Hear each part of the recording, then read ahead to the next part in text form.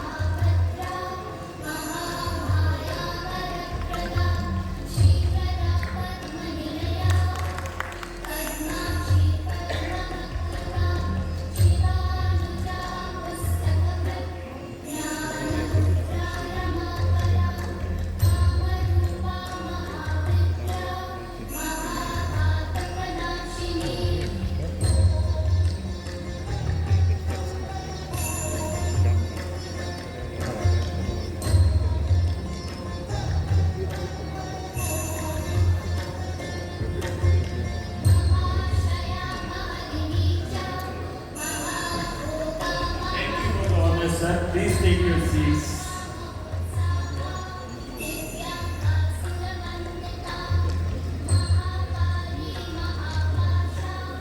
Kindly please the dais.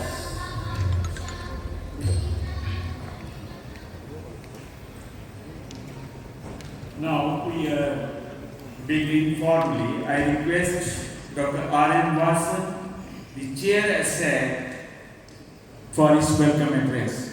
Over to Dr. Vasu.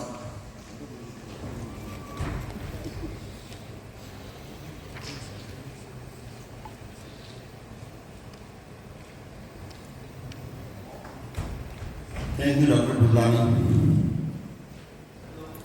On this great occasion, Dr. Pramod Samant, Honorable Chief Minister of Goa, Shri Om Birla, Honorable Speaker of Lok Sabha, Lieutenant General Harpal Singh Ji, Engineer in Chief, Ministry of Defence, Government of India.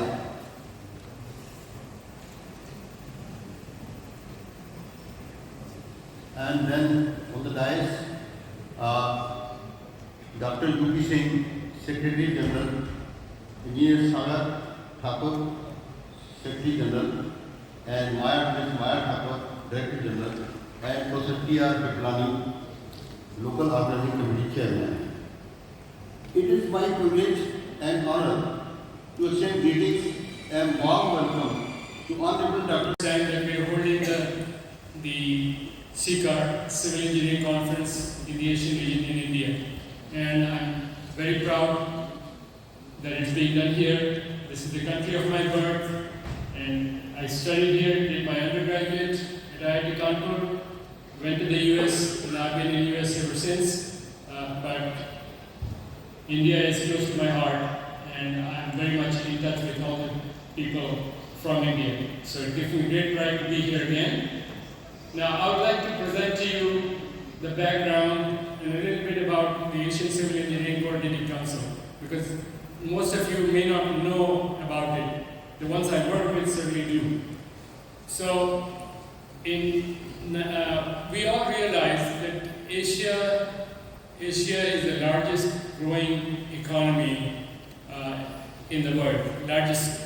So, with that in mind, in 1998, American Society of Civil Engineers, Philippine Institute of Civil Engineers, and Japan Society of Civil Engineers got together and hosted the first International Civil Engineering Conference in the Asian region in Manila.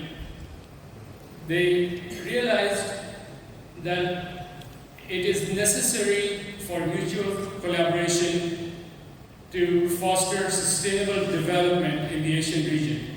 And for that, the Asian Civil Engineering was formed when the Korean Society of Civil Engineers and the Chinese Institute of Civil and Hydraulic Engineering joined the above, these three societies. And this was in September 27th, 1999 in Tokyo, that ASEC was formed.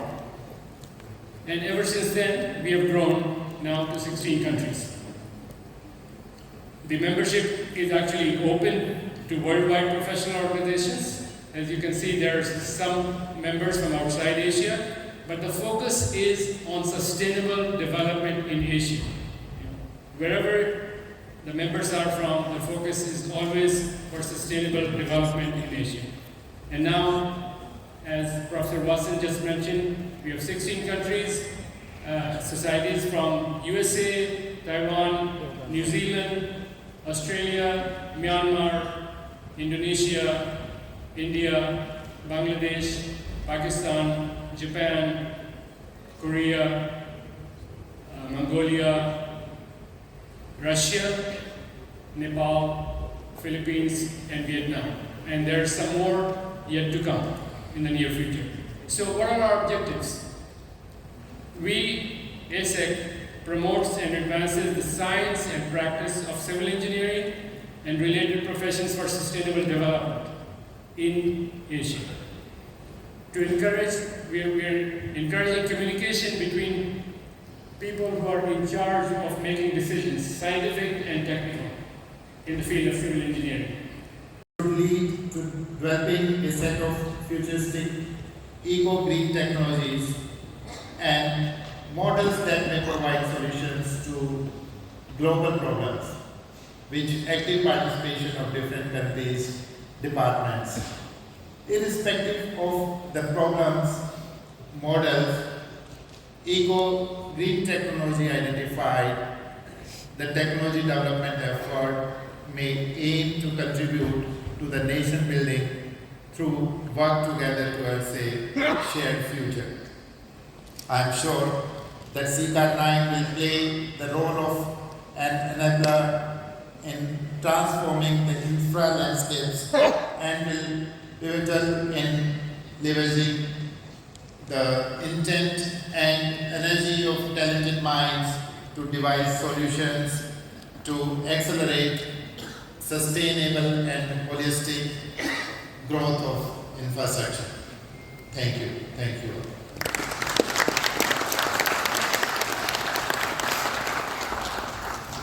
Thank you, sir. Now it is the time to hear. I think most of us are also waiting for General Harpalji's pearls of wisdom to be listened. May I invite, with the round of applause from you, General Harpalji, the Engineer-in-Chief, Integrated Headquarters, Ministry of Defense, Government of India.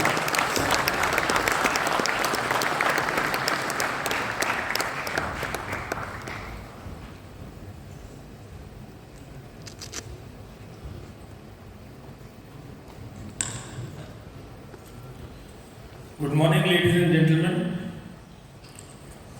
Honorable Chief Minister of Goa, Dr. Pramod Sawant, Dr. R.M. Vasan, Chair ASEC, Dr. Uday P. Singh, Dr. S.L. Swami, Chairman, Institution of Civil Engineers, Dr. Dennis Frost, President, American Society of Civil Engineers, and my senior from Virginia Tech, Professor Biplani, other dignitaries on the dais and off the dais, and friends from media. It's a proud privilege for me as the Engineer-in-Chief of the Indian Armed Forces to be part of this august gathering and to contribute in whatever manner to the betterment of technology absorption and implementation, to bring up the infrastructure and the ecosystem in our country and the society at large. Equally, it is my pleasure to be looking at a very diverse gathering which is certain to share, exchange, promote and improve upon the latest ideations in civil engineering, methodologies and thoughts that will be discussed in the 3 coming days over various technical sessions. Friends, knowledge shared is knowledge multiplied, and I appreciate Dr. Swami and his entire team that has worked tirelessly over months for making real this opportunity to share the latest knowledge and experiences gained in civil engineering, the very field being the mother of all engineering branches. I am sure civil engineering will always subsist to show its prominence in this world for all times to come. I am also sanguine that this will arrange conference sets the momentum for a quantum leap for the entire infrastructural scenario in our country, and hope that the single-minded devotion shown by CECAR Organization of India and its international counterparts bears the fruit as intended. At this inaugural session of one of the most impressive international congregation of civil engineer practitioners, for this inaugural function, along with me, the Lieutenant General Harpal Singh, Dr. S.L. Swami, Dr. R.M. Vasan, Dr. Uday Singh, Dr. Thakur, Sumaya Thakur, experts, academics, business leaders, the policy makers, and delegates from across the world, my brothers and sisters. Namaskar. Welcome to the state of Goa. मैं आप सभी का देश में गोवा में स्वागत करता हूँ. We are celebrating our Azadi Ka Amrit Mahotsav, the 75th year of the liberations. So definitely, we should give the slogan for nations. Bharat Mata Ki Jai. Bharat Mata Ki Jai. Vande Mataram. It is really heartening to see that whole world is watching the India with curiosity. In India has occupied that the envious position, the many factors have contributed in it. I'm glad to know that India has given the honor to host the CECAR for the first time, which received an executive assembly of the civil engineers across the world. I'm happy to learn that the initiatives of the civil engineering on the sharing the experts in the civil engineering related issues in the various Asian countries in specific and in the world as a whole, which benefits for the humanity. Dr. S.L. Swami, the chairman of the IC, and his team, the services for arranging it in Goa needs applause. And congratulations for you and your team. I'm told that ACEC, Asian Civil Engineering Coordinating Council, is an international body having the 16 members of the economics, and its members are doing the tremendous job for advancement of the civil engineering through its various technical commitment to promote the collaborative work towards the sustainable development of the infrastructures with the worldwide organizations. The various governments are reaping the benefits of erudates the contribution in the field of civil engineering. I am delighted to inform that Goa has a high potential due to the contributions of the port, rail, road, airport, and the plentiful water resource, excellent lifestyle and infrastructure resources. Here is an opportunity to shape the infrastructure sector in the future on the sustainable basis. We need to exploit the capacities so that we can fast track the growth to provide the platform for realizing our beloved Prime Minister's with Narendra Modi's vision, the local for global. It aims to bring together all the relevant stakeholders under the single roof so that highlights the progress of India. The core theme of the CECAR9, the sustainable design and eco-technology for the infrastructure, it is aptly chosen. The CECAR9 is uniquely portioned and convey the expertise can be suggested workable solutions to help to overcome the momentum and intense uncertainty and difficulties, as well as the guide in planning the management for the longer term and resilience. As you noted, the Goa is one of the smallest states in the country. We got the liberations after the 14-year India is liberated. We have liberated in 19 December 1961. We are having one of the oldest architectural structure in the state of Goa during the Portuguese regime. So Goa is one of the most favored destinations due to the pristine beaches and dotted with the hundreds of the immense beaches are incredible coastline more than 100 kilometers, which offers beautiful views and with the touristic enjoying and relax in the sun.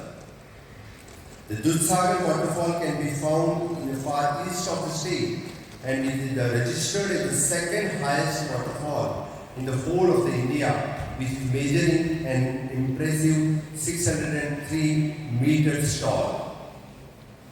Goa has the characteristic colorful houses, the luscious green field, and a soothing loneliness and atmosphere.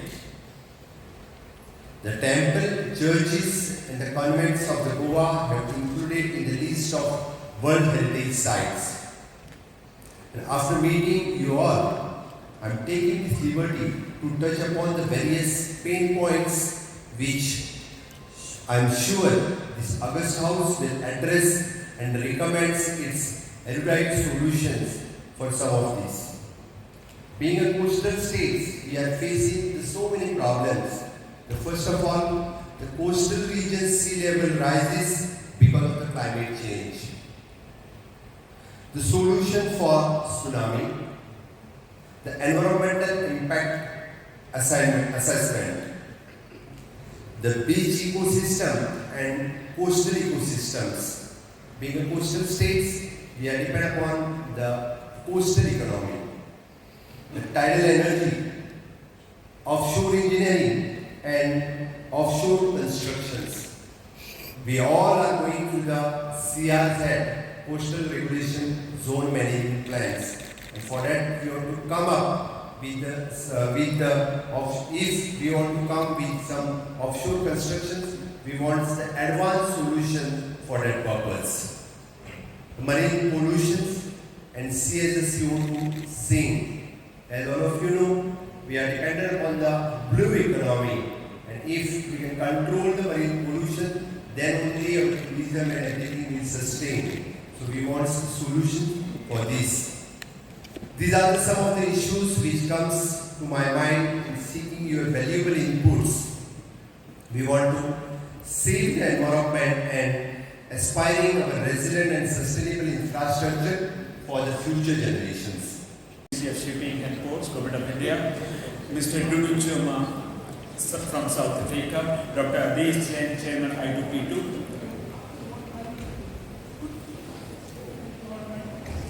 Thank you. Thank you. Dr. Ashok Kumar, outstanding scientist from the Government of India, Ministry of Science and Technology, Mr. Murad from Mongolia. Okay, sorry. Yeah. Mr. P.A. from Sweden, Mercy. Mr. Castro from Philippines. Mr. Arjun Amin, the youth icon in precast industry of India. Mr. Imran from Indonesia. Mr. Abdul Sikdar from Bangladesh. Dr. S. D. Sharma, Director ICEI.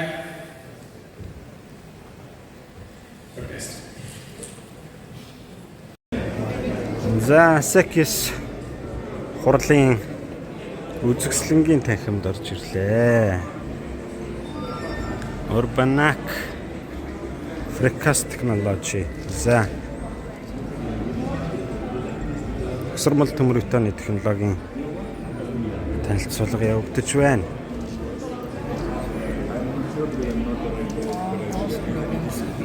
За шатны загвар байна.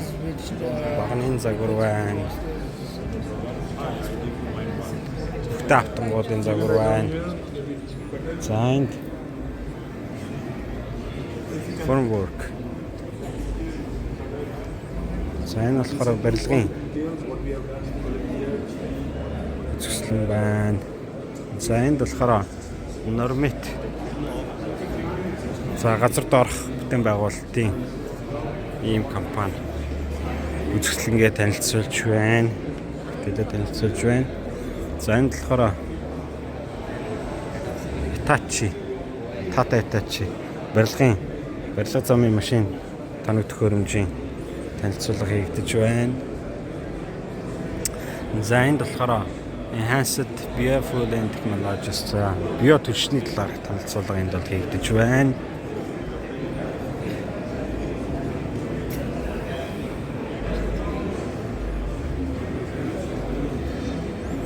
За энд болохоор Center for Excellence in Project Management барилгын төслийн менежментийн павильон байна. GCB India гэдэг. За энэ энэтхэгийн хамгийн том компани гэсэн. За уул уурхай энэ компани. За энэ болохоор Border Road Organization. За энэ замын энэ барилгын замын компани байна. За энэ болохоор бас Action Construction Equipment гэдэг бас барилгын машин таныг төхөөрөмжийн ийм компани байна. За энд BML гэдэг. За бас л барилгын таныг төхөөрөмжийн компани байна. За энэ болохоор Jaguar гэдэг.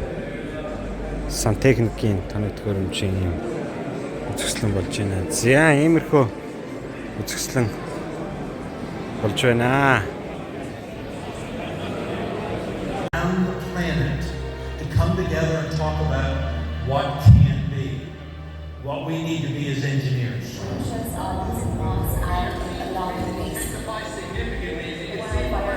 Second largest in-state history.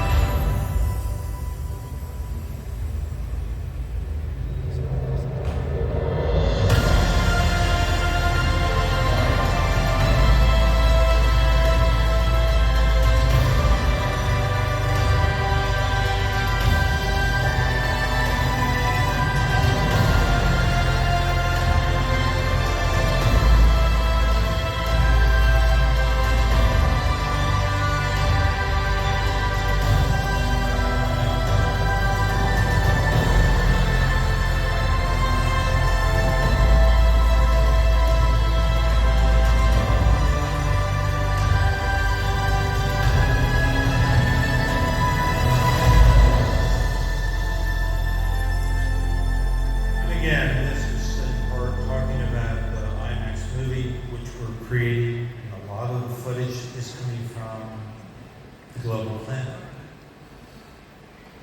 our universe, if you will. We each have a role to play. We're talking about engineering our future and the future of everybody that depends on us, which is everybody that we cohabitate with. It's important for us. No, I don't do that again now. No, I don't care.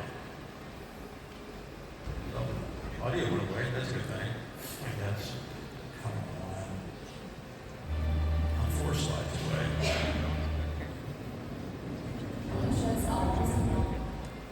I didn't have to back up into the first part again the second time. So, when I talk about reinventing the process, we of course want to do the project right. My challenge to you is that we not only need to do the project right, we need to be leaders in the communication, the conversation, the implementation of projects, and therefore making sure that we do the right project. What I mean by that is recognizing that we're in an environment where systems are being built. So it's not just building a building, it's building a sustainable building. It's not just building a transportation corridor, it's developing a comprehensive transportation corridor that might be for all things. And when I'm thinking, you may be thinking cars and bikes, and I'm thinking telecommunications and power.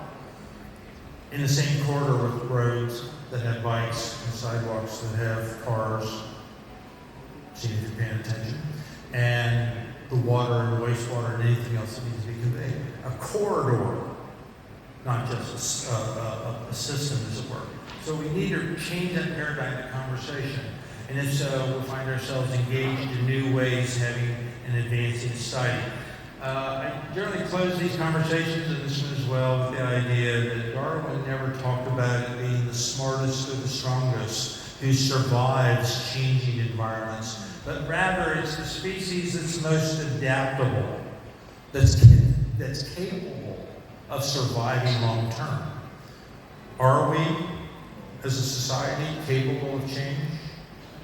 Are we, as a profession, willing to accept our responsibility to change what we do, to never accept the minimum, to be better than that, to never just design by code, but to use that as the minimum standard and look for better? Because at the end of the day, if we're not ready to adapt, you better be ready to die. We either change or we become extinct. And I mean as engineers, I literally mean as engineers. If you're not willing to change and look forward, you will be obsolete in 10 years. Because what you're doing, AI will replace you with. And it'll be an IT person running the AI, controlled by somebody that knows less than the IT person about what it is we do. We have to be different in the future. Each of us, individually and society, collectively. So, I put this slide up to remind you that what we're talking about is not our future, but our grandchildren's futures. And therefore, that obligation to society is also a personal obligation, a personal responsibility. So, with that, thanks a lot. Remember, each of us have a path to take, an opportunity to seize. I hope you do. This is going to be a wonderful conference. There's going to be a lot of information shared, and I want to make sure that you understand that ASE is extremely proud, extremely